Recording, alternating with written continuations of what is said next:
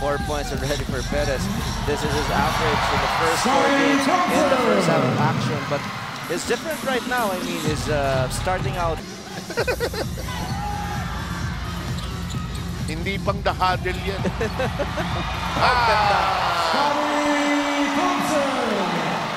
It's all over the place. Scotty Thompson, inagawan yung kakampi kanina. Ngayon, Hindi niya pinapansin. tama ka dyan. Diba, no? Si Team Cone niya hindi na-intimidate eh. Wala. Diba? At ang isa pa nating best player of the game, Scotty Thompson, 9 points, 14 rebounds, and 5 assists. Ikaw naman, Scotty, of course, hindi kayo naging masaya doon sa 1-2 start ngayon with another victory. Ano ba talaga yung nasa isip mo going into this matchup versus Colombian Jeep? Unang-una, nagpapasalamat ako kay God na sa panalo to. And syempre sa mga tao na sumusuporta sa amin.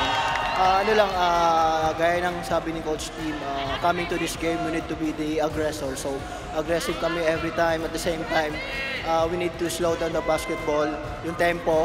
Kasi yun nga, yung strength namin, we have Greg and Japet. So, I think yun yung pinaka-best na adjustment namin to this game. At ang susunod din yung laban, lilipad para sa Digos. Excited ka na ba para dyan? Imbitahan mo lahat ng mga taga-barangay natin.